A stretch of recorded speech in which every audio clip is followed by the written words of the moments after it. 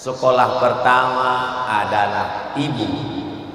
Makanya dikatakan an-nisa imadul bilad, perempuan tiang negara. Kalau mau tahu Indonesia ini baik ke depan, lihat perempuan sekarang.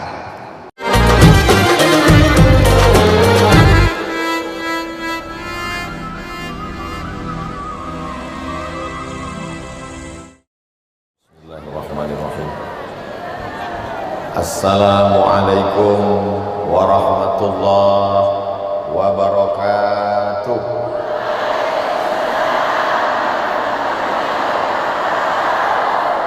Apa kabar ibu-ibu semua? Sehat? Sudah makan malam?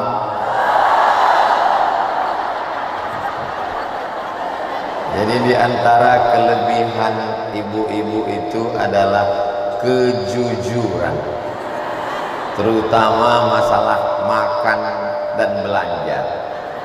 Ini perlu dipertahankan, betul? Kalau kita ketemu ada anak kecil umur 6 tahun sudah hafal Quran, saya datang menemuinya di hotel karena teman saya ngasih tahu ada anak kecil umur 6 tahun kelas 1 SD hafal Quran, jilbabnya panjang, anaknya baik. Itu yang hebat bapaknya atau ibunya?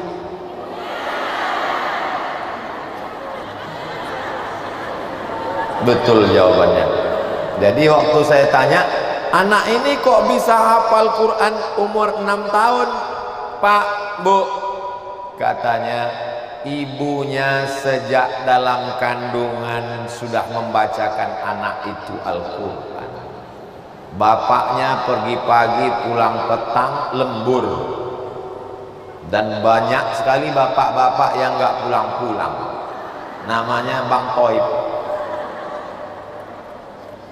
Kalau kita ketemu di pinggir jalan, ada anak umur 5 tahun, rambutnya pirang, matanya biru, lipstiknya tebal, matanya sebelah hijau, sebelah biru.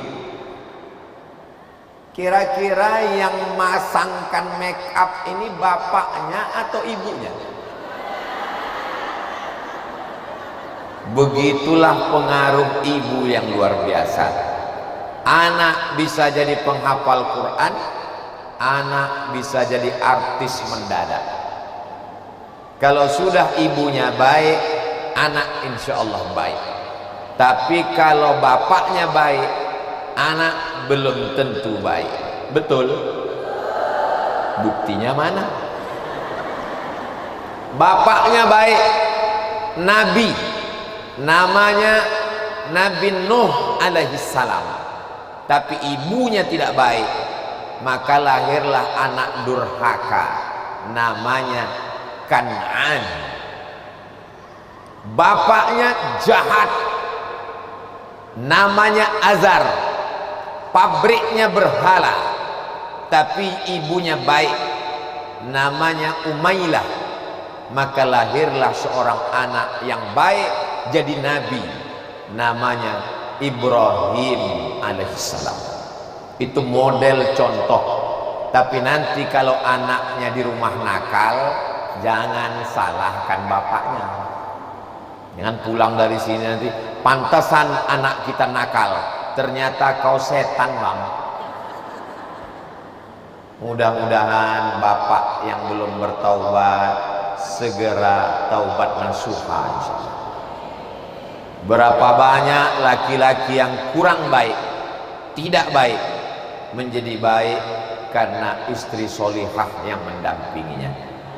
Ad-doa silahul mu'min, doa senjatanya orang beriman. Di majelis ini berkumpul semua perempuan yang baik-baik, insan cita Indonesia, wanita solawat Indonesia, ketua penggerak PKK Kota Palu, muslimat al khairat, Muslimat Nahdlatul Ulama, Dewan Dakwah Muhammadiyah. Tak dapat saya sebutkan satu persatu, nanti sampai subuh baru selesai.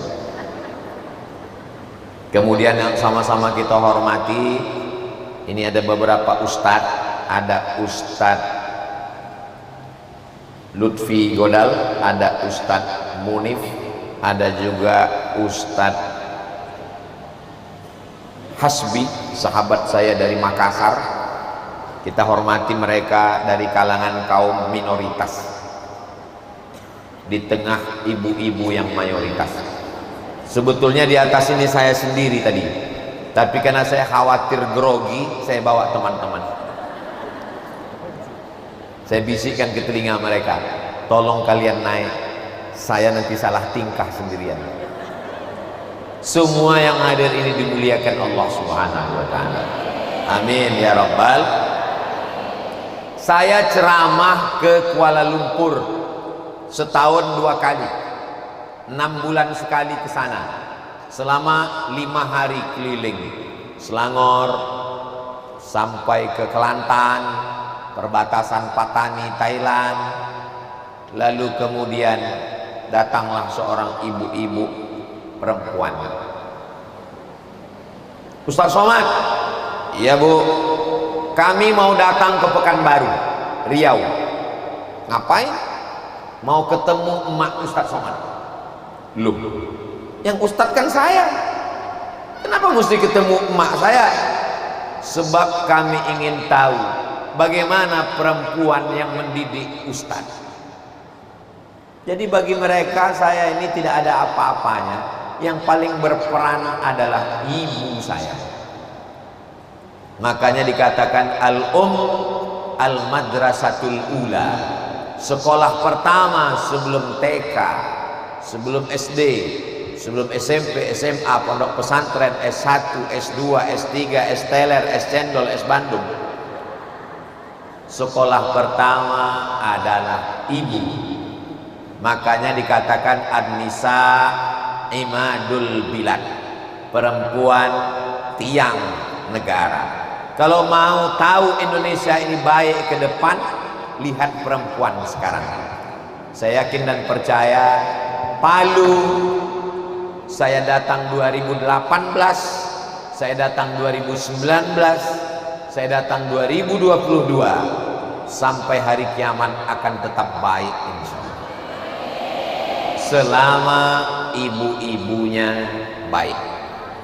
Tapi kalau sudah ibu-ibunya na'udzubillah, kalau mau melihat kebaikan suatu bangsa, lihatlah perempuan yang mengandung, menyusukan, membesarkan, mendidik, merawat.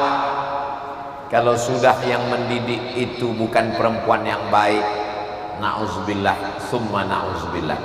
Bagi yang sudah bergabung dengan komunitas dakwah di Palu, alhamdulillah. Bagi yang belum bergabung, memang nampaknya kita malam ini ramai, tapi yang di luar jauh lebih ramai. Kalau belum, ajak mereka untuk bergabung. Bagi yang sudah, alhamdulillah. Yang sudah dikasih tahu belum bergabung, innalillah wa inna ilaihi raji'un. Luar biasa antusias semangatnya ibu sekalian, sampai ada yang datang jam 2. Betul, mudah-mudahan nggak salah jadwal. Lupa menyapa ibu-ibu BKMT, Badan Kontak Majelis Taklim. Kok tiba-tiba Ustadz ingat ada khas jilbab warna biru yang tak disebut? Mudah-mudahan Allah mengampuni saya. Ibu, bapak melihat saya di sini satu warna, paling 2 warna, tapi saya memandang ke bawah ini seperti pelangi yang sedang turun ke bumi. Ada merah, ada hijau, ada hitam, ada putih, ormasnya macam-macam, tapi semuanya bersama mendidik.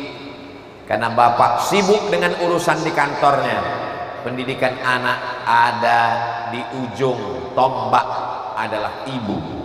Makanya dikatakan, ya Rasulullah, man ahaqqun nas bi husni suhbati, siapa orang yang paling layak mendapatkan baktiku? Ummuka, summa man? Ummuka, summa man? Ummuka, summa man? Abuka. Saya yang ceramah, yang membacakan ayat, yang membacakan hadis, yang dosen, yang berceramah, yang khutbah, cuman dapat 1. Ibu-ibu yang diam saja cuman dapat 3. Saya nggak bisa bilang ke anak saya, kau mesti berbakti kepadaku, kepadaku, kepadaku. Saya belum ketemu dalilnya. Kenapa ibu dapat 3? Ibu melahirkan, ibu mengandung, ibu menyusukan. Jadi saudaraku yang laki-laki, kalau kalian mau dapat 3, cobalah mengandung, coba melahirkan, coba menyusukan. Yang ingin mencoba mengandung, pulang dari sini, beli kelapa, ikat di perut 9 bulan 10 hari. Yang mau coba-coba melahirkan, pulang dari sini, beli mangga, telan sama isinya bulat-bulat, besok pagi keluarkan bulat-bulat. Yang mau mencoba menyusukan, cari anak bayi kecil, coba gendong, suruh dia nyusu, dijamin 100% dia tidak mau. Ustadz kok tahu? Saya sudah tes ke anak saya. Saudara yang dimuliakan Allah Subhanahu wa Ta'ala, jadi kalau kita lihat dalam hadis-hadis Nabi Muhammad sallallahu alaihi wasallam, itu banyak sekali mengangkat derajat, harkat, martabat perempuan. Kenapa Ustaz Somad ini ngomongnya tidak lancar sekarang? Karena kita berada di dalam gor, jadi suara saya ini agak sedikit bergema. Jadi saya ngomongnya mesti kata-katanya dipotong. Karena kalau saya cepat, nanti ibu enggak dengar jelas seperti kumur-kumur.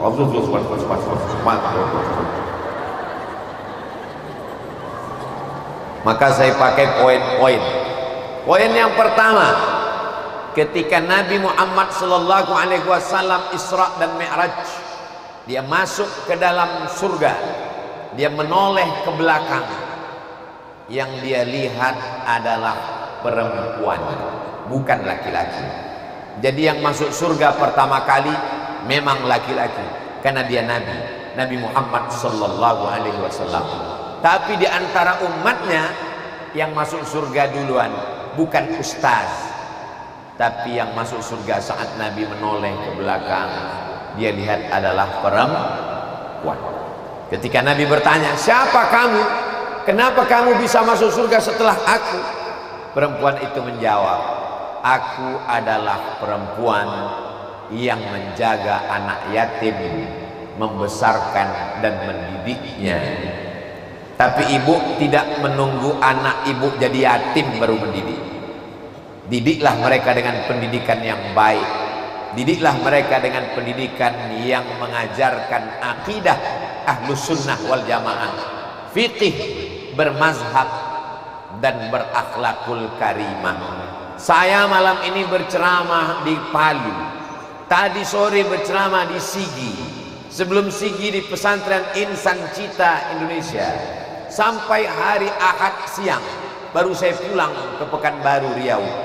Maka sampai mati saya ceramah, pahalanya sampai ke almarhumah ibu saya, mengandung, membesarkan, mendidik saya, mengajarkan saya.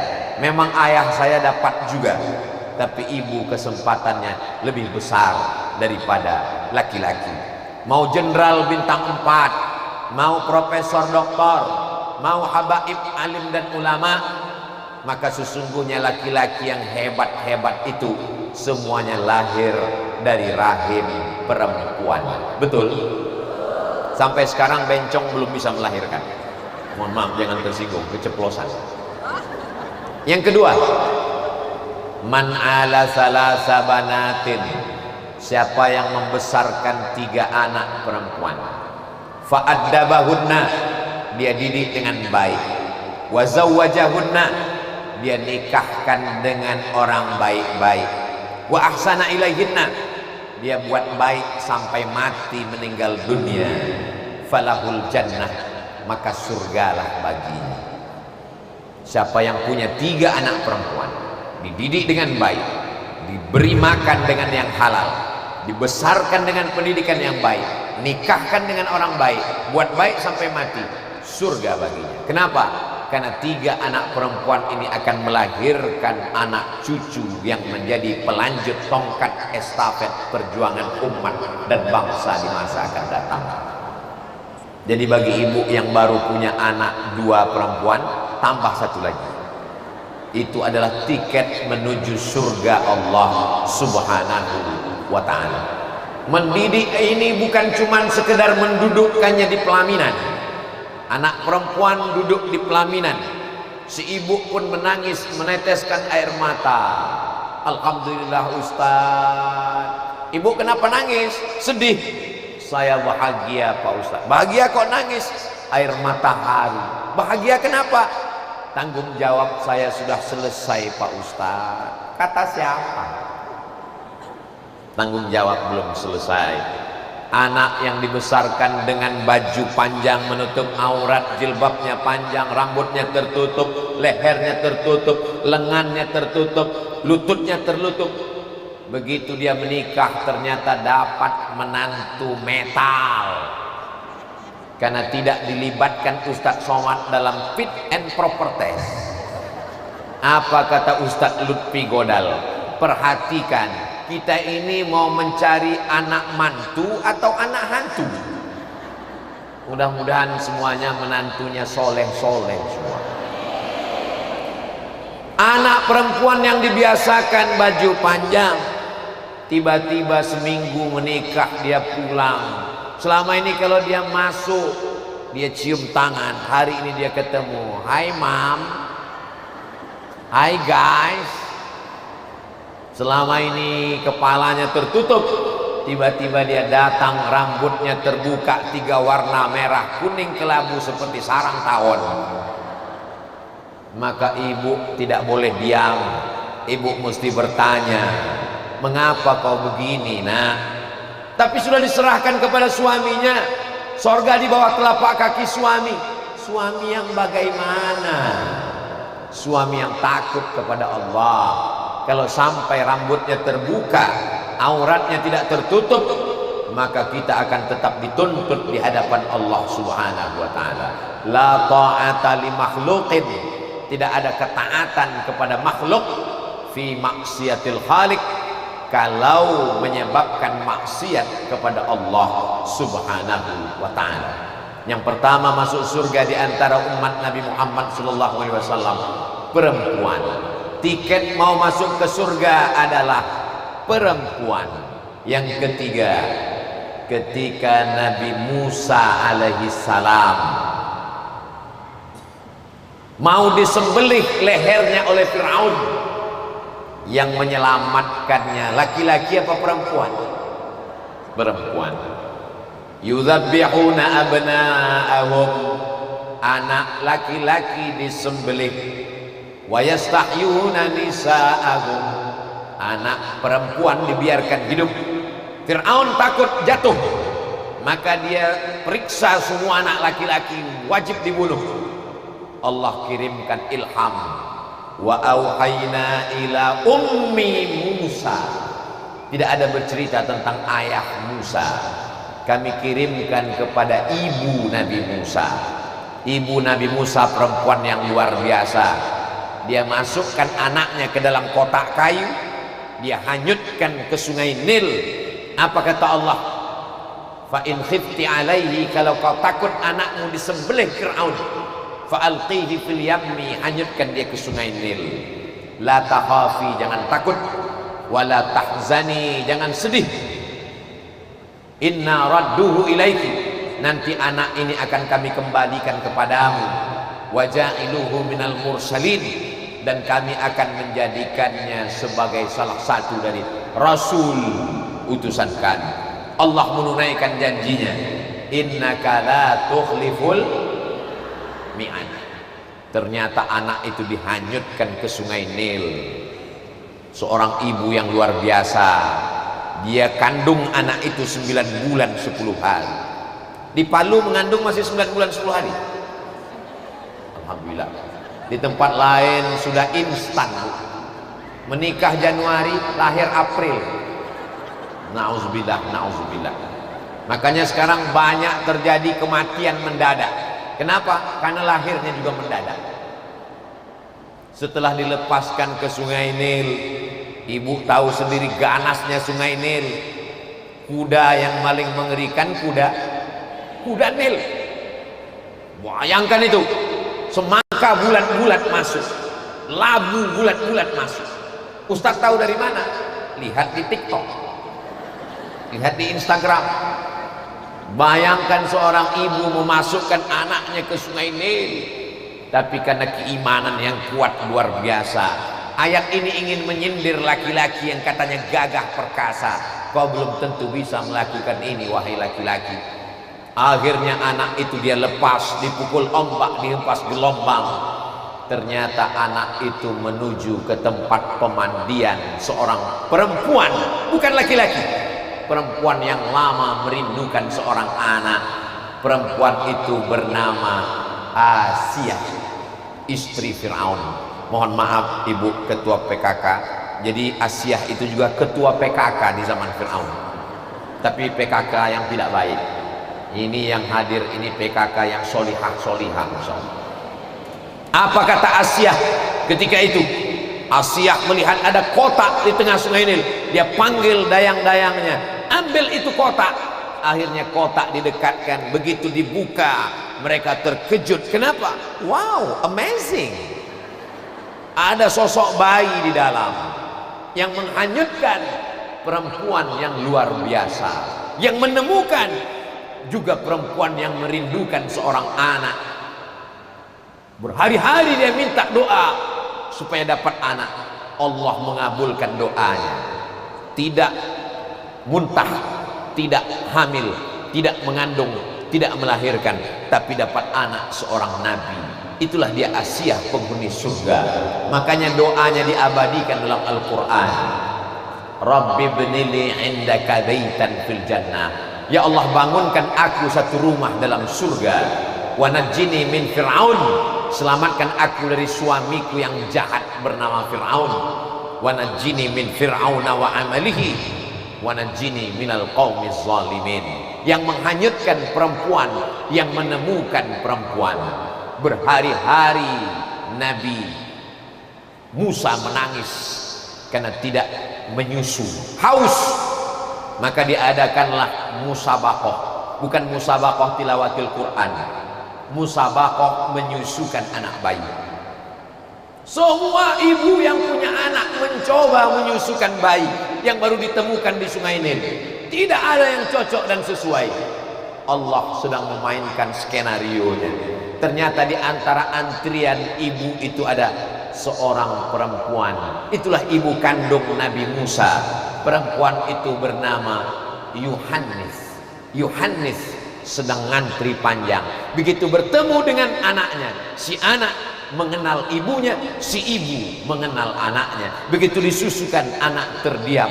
Ketenangan yang luar biasa. Makanya ada seorang perempuan meninggal dunia, lalu kemudian jantungnya operasi cangkok jantung, diambil cangkok si ibu, jantungnya dipasangkan ke jantung seorang perempuan. Si anak ini menangis karena ibunya meninggal. Hari berganti, musim berubah. Tiba-tiba si perempuan tadi datang ingin berterima kasih kepada keluarga. Begitu dipegangnya, anak itu terdiam. Padahal perempuan yang berbeda. Kenapa diam?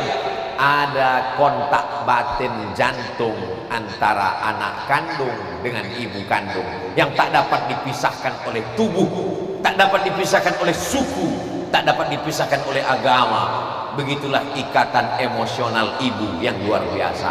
Makanya dikatakan al-jannatu, sorga di bawah telapak kaki babysitter.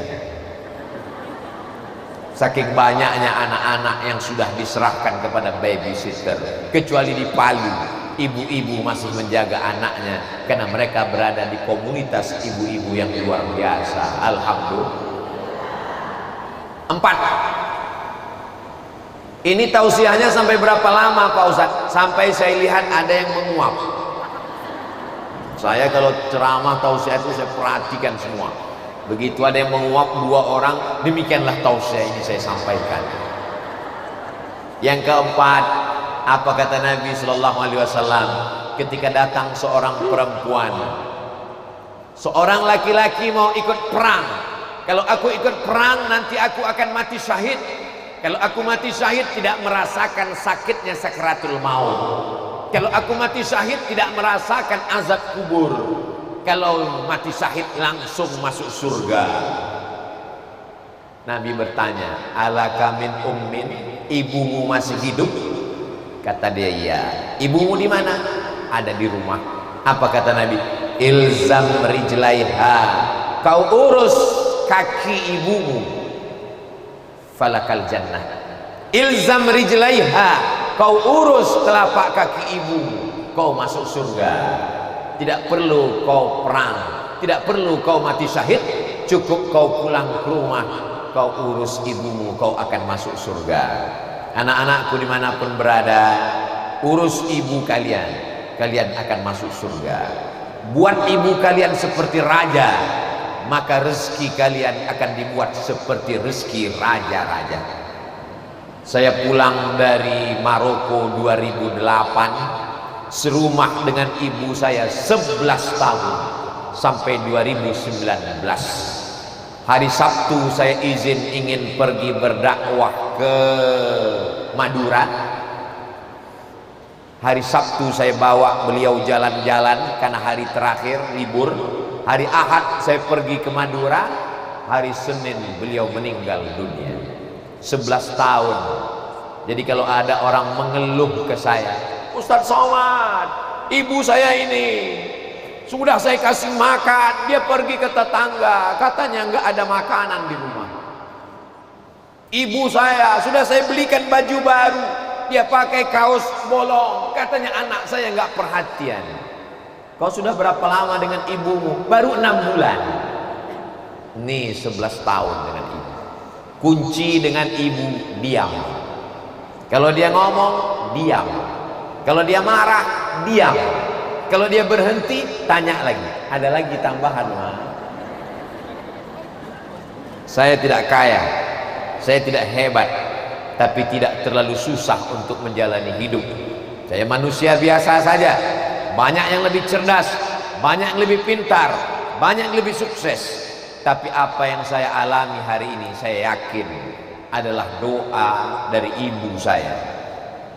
Dan ketika dia meninggal dunia 18 Maret 2019, saya pikir hidup saya sudah berakhir. Ternyata doanya tetap berjalan walaupun sudah meninggal dunia. Maka saya buat yayasan Hajjah Rohana, ibu saya. Sampai hari ini berjalan, pondok pesantren, santunan yatim, fakir miskin, duafa, membangun masjid. Bahkan rumah pun saya buat besar-besar di depan pintu. Rumah Oma. Karena kami orang Melayu memanggil emak itu Oma. Walaupun dia sudah meninggal, saya tetap merasa masuk ke rumah ibu saya. Dan saya tidak menempati rumah itu. Rumah itu hanya untuk menyambut tamu, supaya pahalanya mengalir sampai hari kiamat. Begitulah tak putusnya. Kenapa Ustaz lakukan ini? Karena Nabi mengatakan, kau urus telapak kakinya, maka kau akan mendapatkan surga. Yang masih hidup ibunya, jangan tunda besok pagi. Pulang malam ini, belikan makanan kesukaannya, belikan pakaian, belikan kain. Dulu kalau saya pulang tausiah, ada jamaah yang ngasih cincin untuk saya, bukan untuk dia. Saya tunjukkan, Mak, bagus gak cincinnya? Oh, bagus sekali. Pasang dulu, Mak. Cantik cincin kau ini ya, untuk mengambil barokah.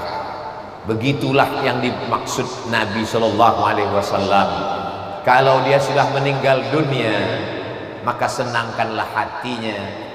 Datang saat, ya Rasulullah, ummi matat, ibu saya sudah meninggal dunia. Apa atau sadaqtu anha? Kalau saya bersedekah, apakah pahalanya sampai? Kata Nabi, tasaddaq, bersedekahlah, pahalanya sampai. Ayyus sadaqatu afdal, apa sedekah yang paling afdal? Kata Nabi, saqyul ma, memberikan air minum. Saat menggali sumur, sumurnya dia wakafkan, mengalir sampai hari kiamat. Tapi di Palu tidak perlu lagi sedekah air, karena sungainya sudah melimpah air. Hujan tadi malam, Masya Allah tabarakallah, bersedekah batu bata, semen, kerikil, AC, kipas angin, kosen pintu, bangunkan masjid. Itulah yang akan menolong di hadapan Allah. Mudah-mudahan Allah limpahkan rezeki supaya kita bisa berbakti pada ibu, insya Allah. Amin. Sudah muncul pertanyaan. Masya Allah, tadi saya tegak di sini jam 8:30. Sekarang sudah jam 9:40. Rupanya udah 40 menit saya tegak berdiri. Saya lanjutkan dulu sampai 7. Nanti setelah 7 baru saya jawab pertanyaannya. Yang kelima, ada orang tidak jumpa dengan Nabi, tidak perang dengan Nabi, tidak sholat dengan Nabi, tapi sahabat Nabi disuruh minta doa kepada dia. Kata Nabi, ada seorang laki-laki di Yaman, sekarang dia sedang berada di Yaman. Nanti setelah aku meninggal dia datang kemari. Kalian sahabatku minta doa sama dia, doanya makbul. Sahabat heran, kami yang perang dengan engkau, kami yang sholat dengan engkau, kenapa doa dia lebih makbul? Nanti setelah dia datang kalian baru tahu.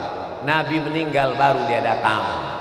Ternyata dia adalah Uwais Al-Qarni. Kenapa dia tidak datang menemui Nabi? Karena dia menggendong ibunya, menjaga sampai akhirnya dia datang ke tanah suci Makkah. Dari Yaman ke Makkah menggendong ibunya. Andai kita gendong ibu kita dari Palu ke Makkah, belum tentu kita dapat menembus sekali teriakannya saat melahirkan, sekali jeritannya saat kulitnya robek. Saya tidak ceritakan bagaimana sakitnya mengandung dan melahirkan. Nanti kalau saya ceritakan ibu-ibu nggak ada yang percaya. Macam pernah aja Ustaz Somad. Tapi ibu itu diceritakan dalam Quran, wahnan ala wahnin, lemah di atas lemah. Masuk surga, dikabulkan doa karena seorang ibu. Kalah bertemu dengan Nabi hanya dengan menjaga seorang ibu. Yang keenam, ya Rasulullah, ya Allah, ya Rabb, nanti kalau aku masuk surga sama siapa? Kata Nabi Musa alaihissalam, kata Allah, kau pergi ke pasar, nanti di pasar kau akan menemukan seorang tukang daging, dialah yang masuk surga bersamamu. Sampai di pasar Nabi Musa melihat ada tukang daging. Dia heran, masa tukang daging ini yang masuk surga bersamaku? Bukan ulama, bukan mujahid, bukan orang mati syahid yang masuk surga bersama Nabi Musa, tukang daging. Nabi Musa penasaran, dia ikuti si tukang daging. Selesai jual daging dia pulang ke rumah. Sampai di rumah daging dia potong-potong. Selesai itu dia kasih bumbu, dia masukkan ke periuk, dia aduk. Setelah selesai dingin dia suap ke ibunya. Setelah selesai ibunya makan, ibunya berdoa, ya Allah, masukkan anakku ke dalam surga bersama Nabi Musa. Masuk surga bukan karena amal, masuk surga karena doa seorang ibu. Pernahkah ibu mendoakan anak ibu, ya Allah, kau masuk surga bersama Ustadz Abdul Somad dalam surga Jannatul Firdaus? Ustadz pede sekali masuk surga. Sebetulnya saya mau minta doa ibu-ibu supaya masuk surga bersama anak-anak ibu sekalian. Amin. Begitulah doa. Hari ini ibu-ibu berdoa, ya Allah, jadikan anakku PNS. PNS bagus, tapi begitu meninggal dunia tinggal pensiun. Ya Allah, jadikan anakku viral. Viral bagus, tapi kalau tidak ada benteng agama dia akan lalai. Bagi yang sudah berdoa, alhamdulillah. Bagi yang belum berdoa, doakanlah. Masukkan anakku ke dalam surga bersama Nabi Muhammad sallallahu alaihi wasallam, bersama Sayyidi Al-Habib Sayyid Idrus bin Sagaf Al-Jufri, Mudah-mudahan anak kita bersama para habaib, bersama zuriat Rasulullah sallallahu alaihi wasallam. Yang ketujuh, ada seseorang laki-laki pulang ke rumah membawa air susu kambing 1 botol. Sampai di rumah istrinya lapar, belum makan. Sampai di rumah anaknya menangis kelaparan. Dia pegang air susu kambing, menunggu ibunya bangun. Dia pulang, ibunya sudah tertidur. Jadi ibu-ibu zaman dulu itu tidurnya cepat. Ibu zaman sekarang tidurnya lama karena ada drama Korea. Kecuali ibu-ibu di Palu, mereka malam ini semuanya mendengarkan pengajian. Malam besok baru diulang lagi. Dia tunggu ibunya terbangun. Setelah terbangun baru dia berikan ke ibunya. Sisanya baru dia berikan ke istri dan anaknya. Suatu hari dia terjebak di dalam gua.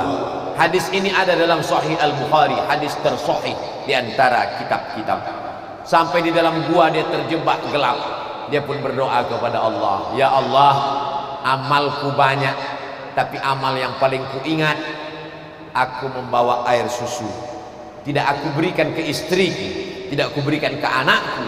Kutunggu sampai ibuku terjaga. Setelah itu baru aku berikan. Kalau memang doaku makbul gara-gara baktiku kepada ibu, bukakanlah pintu gua. Pintu gua terbuka karena bakti kepada ibu. Jadi kalau selama ini doa kita belum terkabul, mungkin ada satu yang belum dapat. Makanya kata Nabi, ridallah fi ridal walidain. Ridha Allah terletak pada ridha kedua orang tua. Tapi di antara ayah dan ibu, yang paling besar ridhonya ada kepada ibu. Maka mulailah dari mereka. Segala masalah hidup kita akan selesai, karena Allah berjanji, wala saufa yu'tika rabbuka fatarda. Makanya Nabi Muhammad SAW tidak sempat berdosa kepada ayahnya, tak sempat berdosa kepada ibunya. 2 bulan dalam kandungan meninggal ayahnya, 6 tahun meninggal ibunya. Maka di antara kehebatannya tidak ada durhakanya. Kita yang sudah sempat durhaka, pulang dari sini, bahagiakan dia, senangkan hatinya. Prinsipnya satu, kalau belum bisa membahagiakan, paling tidak jangan menyusahkan. 7 poin. Nanti pulang dari sini kalau ada yang bertanya, siapa tadi yang tausiah? Ustadz Abdul Somad. Berapa yang disampaikannya? 7. Apa aja yang 7? Aku nggak ingat. Karena suaranya mantul-mantul. Insya Allah ceramah ini bisa diulang lagi nanti di rumah, ditonton ulang di channel Ustadz Abdul Somad Official. Subscribe, like, share, and comment.